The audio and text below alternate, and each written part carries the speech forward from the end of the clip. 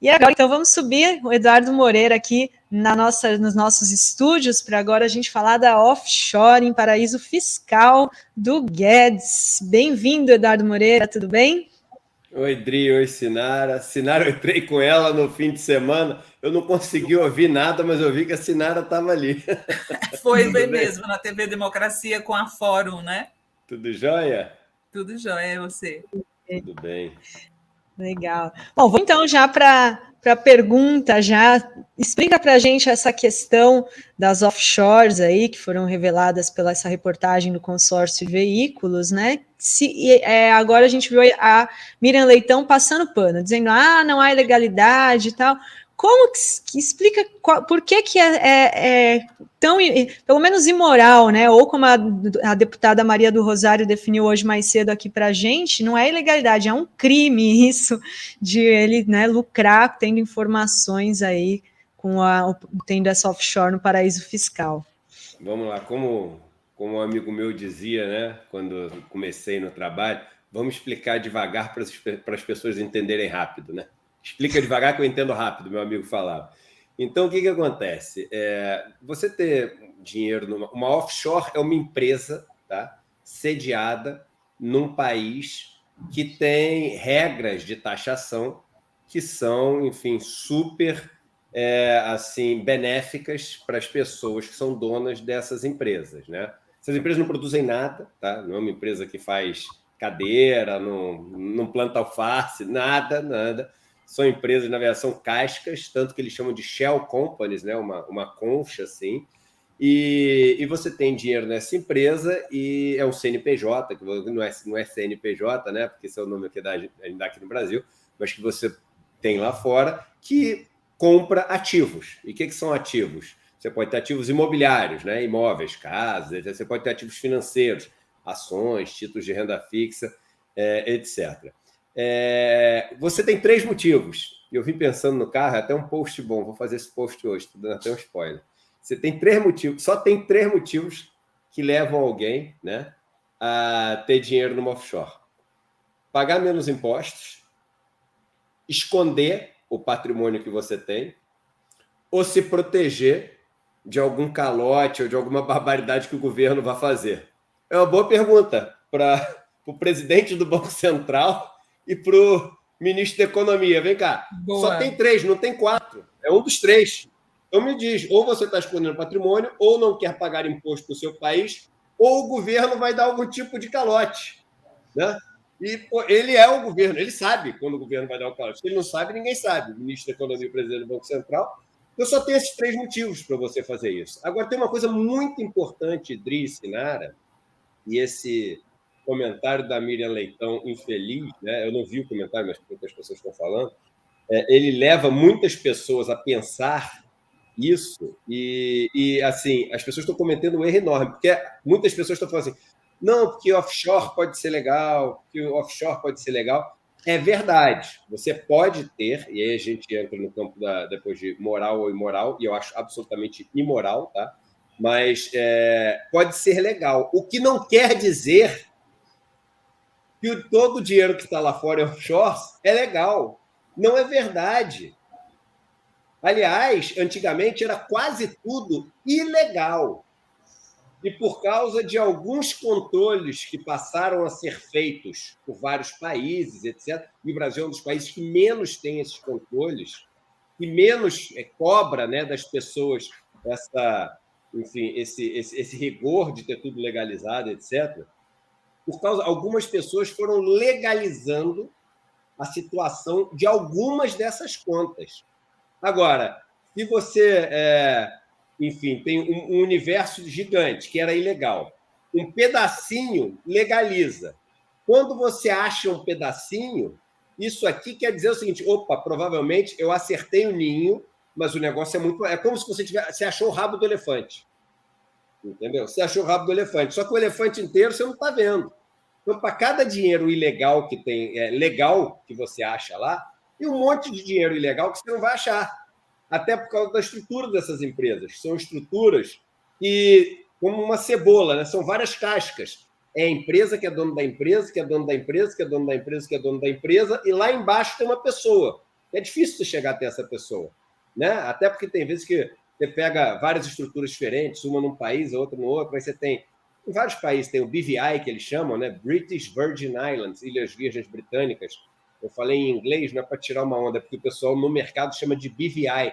Vocês vão ouvir muito, BVI, porque é BVI, né? A sigla do negócio em inglês, as iniciais.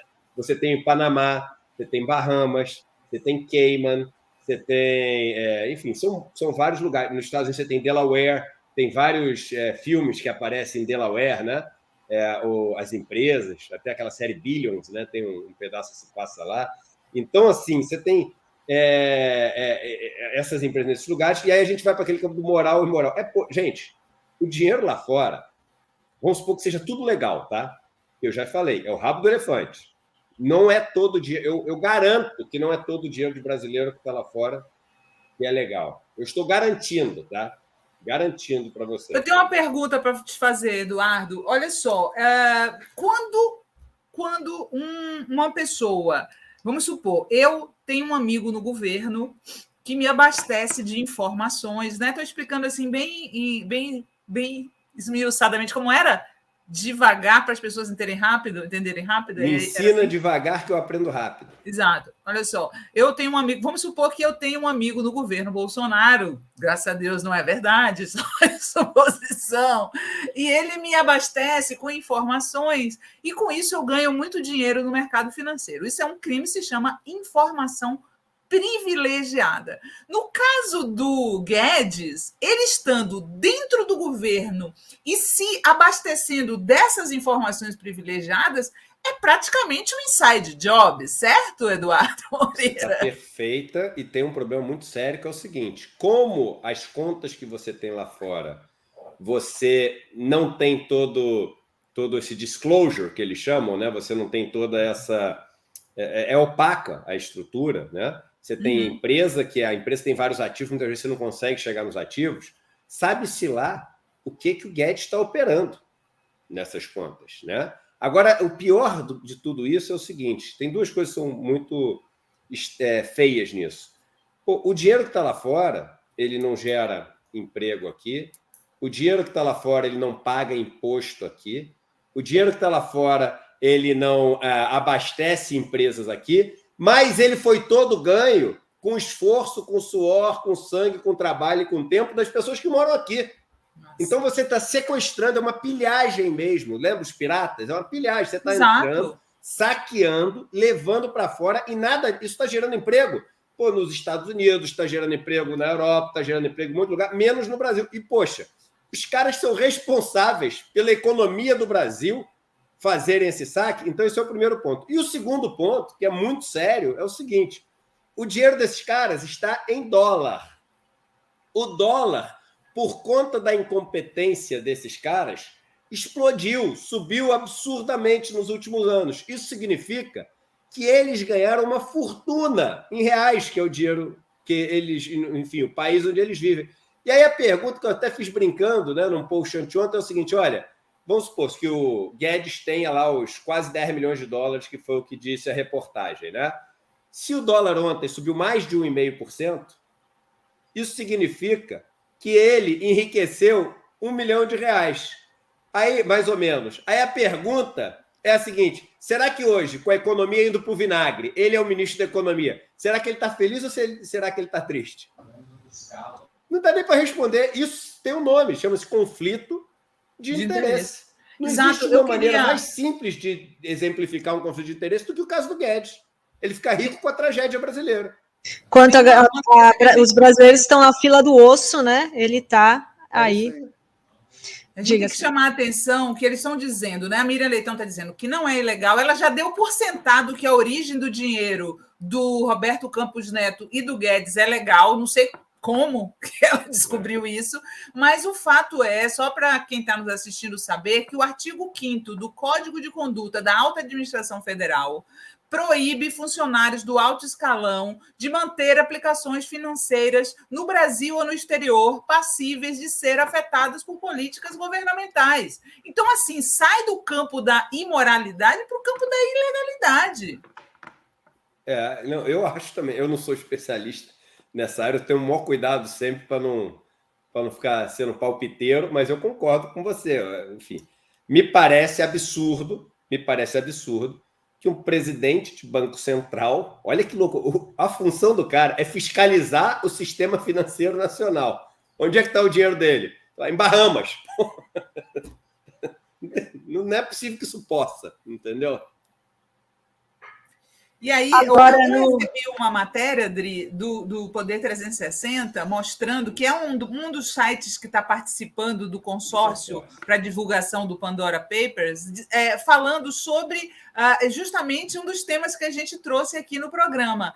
A imprensa internacional está repercutindo toda a história e a imprensa brasileira não. Que coisa, não? Se não é ilegal, por que não repercute? Mas sabe o que eu vou falar, Sinara, para você? Eu vou falar a mesma coisa que eu falo para as pessoas quando as pessoas falam mercado, né? Mercado é o seguinte, calma aí. Mercado é um ambiente de negociação onde acontecem compras e vendas. Eu falo assim, vocês não estão se referindo ao mercado. O que vocês estão se referindo é a pessoas. Tem nome, tem sobrenome, tem um endereço, tem um CEP. Então, o mercado ficou nervoso. Não. Eu, por acaso, até conheço. Quem são esses mercados? Né? O nome e o sobrenome dessas pessoas que ficaram nervosas. Tem nome. Então, quando a gente fala a imprensa, esse negócio é o seguinte, tem nome e sobrenome essas pessoas. São essas famílias que têm muito dinheiro, né? E aí a pergunta é o seguinte, será que essas famílias, sabendo que isso é uma série de reportagens que vão ser, né? Enfim, vão sair ao longo dos próximos dias, será que essas pessoas não estão morrendo de medo do que virá nos próximos dias? Você tem dúvida? Vocês têm alguma dúvida de que os donos dos principais veículos de imprensa do Brasil têm dinheiro em offshores? Alguém tem alguma dúvida? Eu não tenho. Eu tenho, assim, eu não posso, obviamente, mostrar um extrato, porque eu não tenho esse extrato na minha mão. Mas no Banco do Brasil é que não está o dinheiro deles, né? Nem na CEF. Assim, se tivesse que fazer aposta, eu aposto 5-1, que pelo menos, sei lá, 50% dos donos dos maiores veículos de empresa do Brasil tem dinheiro fora. Algum dinheiro fora. Entendeu? Então, é aquela história. O cara vai pegar e vai levantar essa lebre agora, e aí bota a turma toda, bota os soldados e as soldadas todas para defender, né? E me impressiona o patriotismo dessa galera, né? Brasil acima de tudo, mas meu dinheiro eu boto no exterior. É isso. E os empresários também, né, Sinara? Você viu a lista dos empresários? Aqueles caras todos pagando de verde e amarelo e de não sei o que, patriota, só gerando emprego lá fora, não deixando imposto nenhum aqui dentro. Um bando de bandido mesmo, de criminoso, sabe? Agora, voltando nessa questão do dólar, o Guedes tinha falado no ano passado, né, que se fizesse muita besteira, o dólar podia ir para R$5. E agora a gente vê aí o dólar, né, passando. E agora, qual é o interesse dele de mexer com o dólar? Ele vai deixar o dólar aí para cada vez mais alto, né? Quanto mais sobe, mais ele ganha, né, Dri? Que ele vai mexer no negócio que quanto mais sobe, mais ele fica milionário. Ele ganhou 16 milhões, foi o cálculo que fizeram, Eduardo. 16 milhões com as sucessivas altas do dólar, que ele mesmo proporcionou.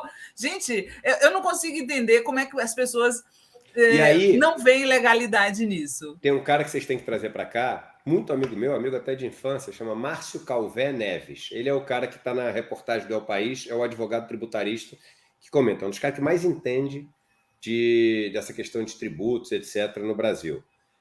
E ele fala o seguinte, as pessoas às vezes acham o seguinte, mas não, deve ser normal, esses caras, ministros da economia, normalmente são pessoas ricas, que vêm de bancos, é normal eles terem dinheiro lá fora. Parece que dos nomes que foram vazados, tinham 4 ministros da economia.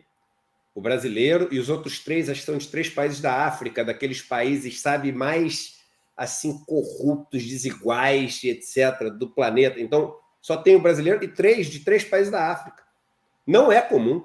Não é comum. No mundo inteiro, as pessoas sabem que ocupar o cargo de ministro da Economia ou de presidente do Banco Central é algo que envolve muito conflito de interesse.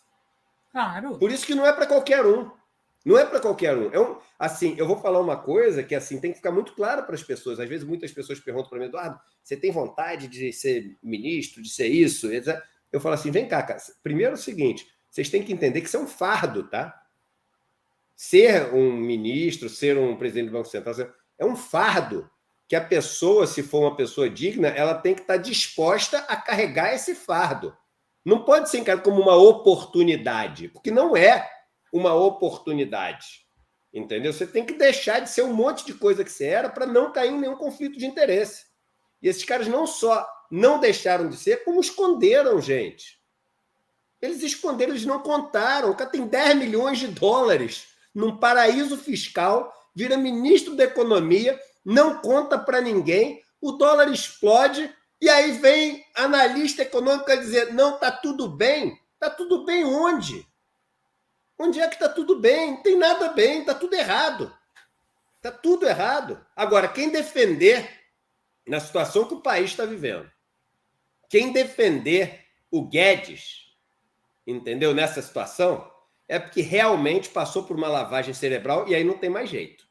Entendeu? É aquele cara, é o cara que tem o Jeep Renegade e acha que é o Zuckerberg. Sabe sim. Como é que é? O cara que tá cheio, né? O cara tem o Toyota Corolla e fala assim, pelo amor de Deus, não taxa as grandes fortunas. Você deve ter visto um monte já, né? De gente que é assim. Então, o cara que defende o Guedes hoje em dia, dizendo, não, deixa o cara lá, o cara está imaginando que ele vai ter dinheiro em paraíso fiscal daqui a pouco, né? Então, assim, a gente tem que falar assim, não é possível que alguém ache normal, certo, entendeu? Moral, não é tudo errado. Mas dentro da imprensa, quem está fazendo isso não é inocente, não, né? Vou dizer uma coisa para você. Todos esses anos, nós que fazemos jornalismo de esquerda, jornalismo independente, eu chamo de imprensa operária, nós somos chamados de jornalista militante. E hoje eu escrevi no Twitter o seguinte, eu prefiro ser jornalista militante do MST, dos sem-teto, dos oprimidos, dos negros, dos povos indígenas, do que ser militante do mercado financeiro. Porque esse jornalismo que defende o Guedes é um jornalismo militante do mercado financeiro. Essa é a verdade. É isso. E tem uma ONG que defende o fim dos paraísos fiscais, né? Esqueci agora o nome, a Tax Justice Network, que não seria o caso de acabar com esses paraísos fiscais, porque a gente vê que, como você falou, né, tem já né, por que as pessoas vão procurar um paraíso fiscal, né? Não seria mais lógico isso, né? Não existir esses locais? Existem, assim, aliás, uma demanda de pessoas que já foram prêmio Nobel de Economia, de pessoas que já foram economistas-chefes do Banco Mundial, é uma demanda do Papa Francisco, é uma demanda de um monte de gente, porque esse negócio não tem outro motivo, é uma empresa que, gente, a gente chama de empresa, e aí as pessoas, elas se enganam, porque empresa, você imagina que produz alguma coisa, que faz é empresa só porque a figura jurídica chama empresa, porque, na verdade, é uma conta de banco. É uma conta de banco, montada de uma maneira para você não pagar nenhum imposto. Sabe a conta de banco que você tem no Itaú, no Bradesco, no Santander, em qualquer desses bancos que ficam, fazendo maldade com a gente o ano inteiro? Então, é igual a conta dessa de banco, só que no outro país. E aí, para te proteger de ninguém saber o que você tem, quanto você tem, o que você fez, como você arranjou esse dinheiro, se veio de bicho, de não sei o quê, para ninguém saber, aí você cria uma empresa. Aí as pessoas, não, porque ele tem uma empresa offshore. Ele tem a conta com dinheiro que é para não pagar imposto. É isso. A gente tem que simplificar as coisas. Não é porque empresa não parece que é uma coisa mais... Pô, o cara tem uma empresa, deixa o cara ter uma empresa. Não é empresa nada, é uma conta de banco. Entendeu? Tô com o Papa Francisco e os... Né? E só para vocês terem ideia, Adri, mais ou menos, entre 10... É que não dá para saber o valor, né? Mas entre 10% e 20% do PIB mundial é estimado que esteja em paraísos fiscais. A gente está falando de mais ou menos entre 10 e 20 trilhões de dólares. Olha só, né? O Randolph, ele apresentou hoje, um Randolph Rodrigues, senador da Rede do Amapá, um projeto de lei chamado Lei Paulo Guedes, que justamente busca proibir que integrantes do alto escalão do governo federal invistam em operações financeiras influenciadas por informações privilegiadas. Ele divulgou hoje que apresentou esse projeto de lei para evitar esse tipo de situação, como a gente está vendo agora. Isso é uma iniciativa importante? Como que você vê isso, Eduardo? Eu acho que isso é importante. Agora, vamos deixar uma outra coisa clara para as pessoas.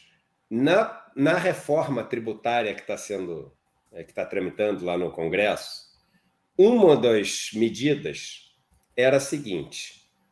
Porque como é que as pessoas mandam dinheiro lá para fora? São 500 esquemas que tem para o cara se dar bem com os paraísos fiscais. Mas um dos esquemas é o seguinte: você manda uma coisa para fora por preço de custo. Eu imagino, você sabe preço de custo e preço de mercado. Às vezes você compra a sua casa por 200 mil reais, daqui a 30 anos ela vale 2 milhões de reais, só que você ainda carrega no imposto de renda por 200 mil reais. Né? Preço de custo e preço de mercado, a diferença. Então as pessoas às vezes compram coisas que valem muito mais. Só que se você vender ou reajustar ela para o preço que ela está hoje, você tem que pagar o imposto, que é o imposto de ganho de capital. O que elas fazem? Elas mandam para o paraíso fiscal a preço de custo, atualizam lá no paraíso fiscal a preço de mercado e não pagam imposto nenhum lá fora por causa disso. E você lá fora só paga o imposto quando distribui o ganho da tua empresa para a pessoa física, tá? O que essa lei obrigava nessa reforma tributária? Não. Quando você mandou para fora, a preço de mercado já tem que pagar o imposto desse ganho. E todo ano a gente vai apurar quanto teve de lucro e você vai pagar lá 27,5%. Que nem a Adri paga, que nem a Sinara paga, que nem eu pago em cima do dinheiro que a gente ganha. Aí na negociação do Ministério da Economia com as pessoas, eu estava até um trechinho do vídeo, o Guedes... Não, o pessoal começou a levantar o negócio das offshore, discutir. É o seguinte, ou muda ou tira, decidimos tirar. Então, ele diz, e está no vídeo, que ele tirou da reforma tributária a regra que era a regra que ia obrigar as pessoas que têm conta lá a pagar imposto igual a gente. Agora, se o cara que tirou essa regra é o cara que se beneficia dessa regra, como é que alguém diz que isso é normal, gente? Como? Não, é inacreditável, né? Ele tirou o imposto para que beneficia ele, né? Que tem ele e o Roberto Campos enfim. Hoje eu li porque quem tem offshore, né? Quantos por cento da população brasileira tem offshore? Né? Então é assim. Lembre-se disso, gente. 3 motivos. Eu só quero dizer uma coisa: o Lula não tem. Vasculharam a vida do Lula toda, nunca descobriram uma conta do Lula no exterior. Ontem tinha até um desses haters, né, no meu canal, e ele falava o seguinte: e a do Lulinha, quando é que vai sair? Aí não deu tempo de responder, eu respondo aqui. É ótimo até essa pergunta. Pois é, né? Não saiu a do Lulinha, e aí? E agora? Como é que vocês vão ficar? Cadê a Ferrari de ouro? Cadê o dinheiro fora do país? Cadê os não sei quantos milhões da Dilma e do Lula? Não tem. Não tem. E se tiver, eles terão a obrigação de dizer que é normal e legal. Agora eles têm a obrigação. Né? Olha só, vou dar as boas-vindas aqui para o novo membro no canal, Carlim Patrício, bem-vindo aqui ao canal da Fórum, pode ficar membro, pode mandar superchat, e tem também, hoje foram aprovadas convocações, né, para o Guedes e para o presidente do Banco Central irem até a Câmara e ao Senado explicarem essas movimentações. Qual que é a expectativa? Você acha que pode dar em alguma coisa ou isso vai, vocês, né? Isso vai ficar por isso mesmo e acabou? Eu acho que tem que preparar muito bem, porque assim, isso é um campo que as pessoas não entendem direito. Então o risco, e o Guedes e o Roberto Campos Neto é a vida deles. Então a chance de chegar lá, os senadores e senadoras, deputados e deputadas, chegarem mal preparados e serem engolidos ali por 2 caras que estão a vida inteira fazendo isso, é enorme. Então, o que tem que acontecer é o seguinte, eu acho que esses caras têm que estar super bem assessorados, tem que fazer um media training mesmo de offshore para chegar lá e saber apertar os botões certos, entendeu? Porque se apertar os botões certos, aí tem, por exemplo, chegar para o Guedes e falar o seguinte, a gente quer aqui, ao longo dos últimos anos, um extrato de todas as transações que foram feitas na sua conta lá fora, entendeu? A gente quer, sei lá, se o senhor abre o sigilo de correspondência, de e-mail, para a gente ver todas as correspondências que foram trocadas entre você e esses caras. Enfim, esses caras devem saber as boas perguntas para fazer esse bem assessorado, mas tem que saber as perguntas certas para fazer. Se ficar só nessa de é legal, não é ilegal, eu declarei no meu imposto de renda, os caras ali vão ficar nesse negócio de jogar para a plateia e daqui a 2 semanas virou pizza e ninguém mais sabe nada, entendeu? Agora, se apertar direito, aí, enfim, aí tem coisa para sair aí. É verdade, né? É um conhecimento que, de fato, né, é bem específico, né, Sinara? Você sabia dessas questões aí de, né, paraísos fiscais, offshores? O Décio Amadil está falando que na Argentina se chama esconderijos fiscais. É o nome ideal, né? Se você quer, uma das razões é esconder dinheiro. Eu achei interessante algumas matérias, Eduardo, falando que o Guedes abriu essa empresa em 2014, né? Então tem muita gente dizendo que ele comprou o dólar na baixa da época da Dilma e aí ele mesmo causou o dólar na alta que o beneficiou, né? Isso eu não acredito por 2 motivos. Primeiro motivo é que ele tem tanto aqui nos negócios que o Ministério da Economia facilita com privatização e não sei o quê, tem tanto mais dinheiro para ele ganhar aqui nas influências do que essa valorização do dólar lá.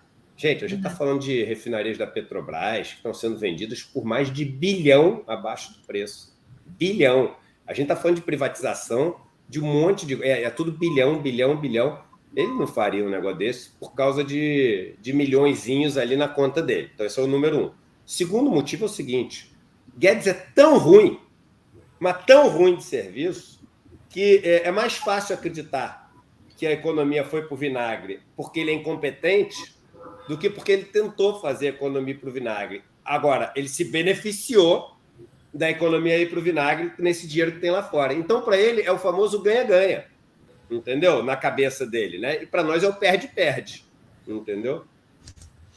E agora, Eduardo, a gente está vendo aí a retomada, né, da pandemia arrefecendo, as pessoas, a vacinação avançando e a economia aí voltando. Qual que é a expectativa? Vai ter alguma melhora para o Bolsonaro poder aí se recuperar a popularidade? Como que você vê aí, ou vai continuar, não tem como melhorar nada? Qual que é a expectativa? Eu acho que é o seguinte, as coisas elas funcionam em ondas, né, Dri e Sinara? Nunca é linear. E por que funcionam em ondas, né? Porque a gente costuma ter um comportamento meio que maníaco-depressivo, né? Quando as coisas começam a piorar, a gente acha que vão piorar para sempre até o Armagedon, e quando começam a melhorar, a gente acha que vão melhorar para sempre até o Éden, né? E nunca acontece nenhum nem outro, né? Então, quando, por exemplo, Bolsonaro começa a derreter nas pesquisas e piorar, etc., a gente imagina, caraca, agora daqui a 3 meses Bolsonaro tem 8% das intenções de voto, vai ter impeachment, vai ter não sei o quê, e a gente joga as expectativas muito para baixo. E aí o que acontece? Isso acaba não acontecendo, eles se sentem mais fortes, aí eles vivem uma onda de uma pequena melhora. Aí eles falam o seguinte, agora a gente retomou, agora a gente vai melhorar para caramba e vai se reeleger. Aí eles enfraquecem, e, o negócio começa a piorar porque o cara abusa do... Então, por isso que as coisas funcionam em ondas, porque a gente costuma errar, né, os prognósticos, imaginando que o presente ele se perpetua ad eterno. O que eu acho que vai acontecer? Eu acho que agora, não tivesse saído isso, Bolsonaro viveu uma pequena melhora de popularidade. Eu já estava prevendo isso, e nas últimas pesquisas ele veio 2%, 3%, 4% acima do que veio antes. Apesar do Lula também ter subido um pouco, Bolsonaro teve uma pequena melhora. É uma melhora que não é uma melhora que deveria nos deixar tão preocupados, porque o antibolsonarismo se mostrou muito consolidado. as intenções de voto dele entre primeiro e segundo turno continuam muito parecidas, ou seja, quem vota nele vota no primeiro turno. Não tem quem votaria em Bolsonaro porque está na dúvida entre ele e outra pessoa. Uhum. E está tão consolidado e falta tão pouco tempo, dado o tamanho do estrago que esse cara fez para as próximas eleições, que, cara, você reverter a situação assim das pessoas mais pobres, não tem muito como. A gente está falando de um país de 210 milhões de pessoas, de uma inflação que lambeu, a gente está falando de GPM acima de 25% nos últimos 12 meses, índice de preço dos produtos na porta de fábrica 30%, IPCA acima de 10%, e a inflação do pobre muito maior do que a inflação do rico. E não tem muito de onde tirar o dinheiro. Até tem um pouco, porque como o teto de gastos é reajustado pelo IPCA, ele está se beneficiando de um problema que ele causou, ou seja, ele tem mais espaço no teto de gastos por causa de uma inflação que ele causou. Mas mesmo assim, o desemprego está enorme, ninguém está querendo investir no Brasil, o Brasil está queimado no mundo inteiro por questão desde ambiental até de censura. Então, censura, enfim, às artes, aos povos, a tudo que a gente tem aqui, ataque aos povos originários. Então, eu acho que tem muito pouco tempo para ele conseguir recuperar isso. Agora, a Inês é morta? Não é, entendeu? Eu acho que tem que estar atento, né, o tempo inteiro. Mas eu acho que agora ele deveria viver esse pequeno melhora de popularidade e aí entrar outra onda de piora, né? Vamos ver, né? Vamos ver o que é que vai acontecer daqui para frente. Eu espero que você esteja certo, porque eu fiquei muito assombrada com uma fala do Zaratini outro dia, dizendo assim que a gente não pode esquecer o fator do bolsonarista envergonhado. Como aconteceu nos Estados Unidos com o trumpista envergonhado, a gente também tem aqui o cara que não diz que é Bolsonaro mais, sabe, Eduardo? Não, mas isso já é uma ajuda, pelo menos, né? O fato, é claro que isso aparece da intenção de voto. Não, mas ele não diz menos, na hora H. Eu sei, ele vota. Pelo menos ele não é um cara que fica chamando outros, né? Para ser. Porque antigamente o pessoal não tinha vergonha de ser Bolsonaro. Aí era pior ainda, né? Que estimulava outros a ser Bolsonaro. Melhor ele ser um bolsonarista envergonhado do que um orgulhoso, né? Porque aí faz menos propaganda do Bolsonaro, né? Olha só, acho que toda live que eu estou com o Eduardo rola a pergunta: Eduardo, você seria o ministro do Lula? Se você aceitaria o ministro da economia do Lula? O Lula que está essa semana em Brasília, né? Tem gente muito melhor. Eu acho que tem gente muito melhor do que eu para ser ministro da economia. Eu te explico por quê, Dri. Enfim, em relação a conhecimento, não sei o que, eu não quero entrar nesse mérito. Eu acho que eu sou um cara que tem uma experiência nesse negócio, me dediquei a estudar e tudo. Mas para você ser ministro da Economia, você tem que ser um cara, inevitavelmente no Brasil, articulado e muito bem articulado com o sistema financeiro, né? Você tem que ter muitas pontes com o sistema financeiro. E eu escolhi um caminho, né, há uns 2 anos atrás, de ser assim um crítico sem limites do sistema financeiro, de falar tudo que eu penso, de falar sem reservas, de falar sem filtro, tudo aquilo que eu acho que é o sistema financeiro, que eu acho que é um dos maiores cânceres que existem nesse país. Ele corrói o país por dentro, e eu acho que um dos maiores motivos que a gente tem para o não crescimento brasileiro, para a não produtividade brasileira, para a desigualdade brasileira, é o sistema, os bancos e as corretoras do Brasil. Então, para eu ser isso aqui, não dá para ser as duas coisas. Não dá para ser isso e um cara que tem cheio de pontes, articulado, ou você escolhe um ou outro. Eu escolhi esse caminho, de ser o crítico, de ser o cara que vai fazer o papel, porque tem pouca gente que conhece o outro lado, passou 20 anos do outro lado, que pode fazer essa crítica com essa contundência que eu faço, simplesmente por experiência, não é porque eu sei mais do que ninguém, não, é porque eu passei 20 anos lá. Então, eu resolvi usar esse meu ativo para isso, para fazer essa crítica, entendeu? Eu poderia ter usado para ser um cara que transita bem entre os dois lados. Eu não fiz essa escolha, né? Aqui tem gente querendo dizer que o Luiz Mazur está falando que você tem que ser presidente do Banco Central. E a Fernanda DS fala: Edu, tu não quer se candidatar a alguma casa legislativa? Tu seria tão importante na Câmara ou Senado? Eu acho que não, sabe? Eu acho que a gente tem candidatos a deputados e deputadas espetaculares, não nos faltam um monte de candidatos, a gente só tem que votar nesses e eleger esses, que a gente perde vários anos, um monte de deputado bom que poderia estar lá. Hoje, se eu for pegar durante o dia, eu estou conversando com, no mínimo, uns 30 deputados e deputadas, com os 10 senadores e senadoras, com vários governadores e governadoras, sobre essas ideias, sobre isso que a gente estava todos os dias. Então, se eu vou para a Câmara, acabou isso, porque são de vários partidos diferentes. Está entendendo? Então, hoje, eu acho que a maneira de eu servir melhor a esse nosso interesse é podendo falar com 6 partidos progressistas diferentes, atendendo todas essas pessoas, ajudando todas essas pessoas. Entrei num partido, me elegi deputado federal, acabou isso tudo. Eduardo, entendeu? Eu estou doida para te entrevistar no meu programa de sexta. Até já falei com tua assessora no dia, você estava super gripado quando eu liguei. Eu morri umas 2 semanas atrás. Nossa. Estava super gripado. Mas, assim, eu estou muito interessada nessa história do MST na Bolsa. Legal. Vamos conversar, sim. É uma contradição, né? Ao mesmo tempo que você está dizendo que o mercado financeiro é ruim, o MST vamos lá. Entrando, né? Primeiro, o mercado financeiro não é ruim. O mercado financeiro um martelo. É bom ou ruim? Depende. É bom. Não, depende da mão. Aí né? A gente entra naquela discussão aristotélica, né? O martelo é uma ferramenta. Se você pregar um prego que vai deixar a tua casa de pé e te proteger da chuva, o martelo é ótimo. Se você martelar a cabeça de uma pessoa e matar outra pessoa, o martelo é péssimo. Mas o martelo é um instrumento. O sistema financeiro é um sistema de estradas por onde as riquezas fluem. Isso é bom ou ruim? Nem bom, né? É bom ter estrada por onde a riqueza flui. Então é bom existir um mercado financeiro. Agora, o mercado financeiro, essas estradas no Brasil, são utilizadas para distribuir as riquezas e levar as riquezas de onde existe em excesso para onde há em falta, para aumentar a produtividade e geração de riqueza do país? A resposta é muito clara. Um retumbante não. Não. Com certeza, não. Então, é importante a gente saber que existem os responsáveis por não ser. O que essa operação do MST faz é o seguinte, olha só, o mercado financeiro não é um lugar onde alguém que está precisando de financiamento para as suas atividades vai para poder falar com muitas pessoas ao mesmo tempo.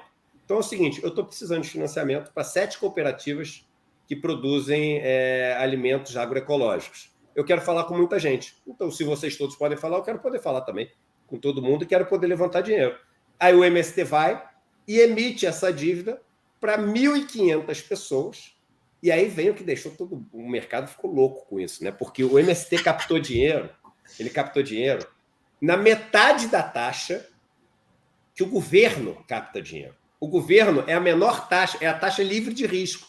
Você imagina as cooperativas do MST captando dinheiro na metade da taxa que o governo federal, que é o dono da máquina de dinheiro, capta? Isso é impensável. E o que isso mostrou? Mostrou o seguinte, que as pessoas querem poder escolher o que elas fazem com o dinheiro delas. Porque agora eu vou falar uma coisa, Dri e Sinara, eu vou pedir para vocês dormirem com esse pensamento na cabeça de vocês, porque isso é muito sério. Certo. É muito sério. A gente fala que os bancos têm um poder enorme no Brasil, e tem. São quem mais tem poder. Mais do que os políticos, do que os coronéis, os bancos são os que mais têm poder no Brasil. 90% quase da dívida pública está, de alguma maneira, influenciada pelos bancos. Ou porque é dos bancos, ou dos fundos de investimento, dos fundos de previdência, investidor estrangeiro. Só que agora é o seguinte, que é o que eu quero que vocês pensem nisso. O banco tem todo esse poder, escolhe para quem ele vai emprestar dinheiro, para quem ele não vai, qual setor que ele vai financiar ou não vai financiar, qual área econômica que vai, enfim, prosperar ou não, com o dinheiro que não é deles. O dinheiro não é dos bancos, o dinheiro está nos bancos. Exato. Então, o poder que os bancos têm é um poder que é dado por nós, porque é o nosso dinheiro que está lá. Só que é como se a gente tivesse um condomínio, que tem 50 apartamentos, e o cara que tem um apartamento pega uma procuração de todos os outros para votar na reunião de condomínio. E aí ele pode fazer o que quiser com o prédio, mas ele é dono de um apartamento só. No momento que as pessoas tiram a procuração desse cara e elas passam a poder votar na convenção de condomínio, acabou. Esse cara não tem mais poder nenhum, esse cara não tem mais sentido de existir. Ele é um votinho ali. Então, nessa operação do MST, a gente falou o seguinte, desculpa, a gente quer escolher o que a gente vai fazer com o nosso dinheiro. Você imagina se isso vira moda? Acabou o poder dos bancos. Acabou completamente o poder dos bancos. Então, por isso é tão importante, né? Por isso é tão importante. Não, muito bom. Desculpa, é isso aí. Eu fechei sem querer. Muito bom, Eduardo. Muito legal. Muito obrigada. A gente está aqui já encerrando o jornal de hoje.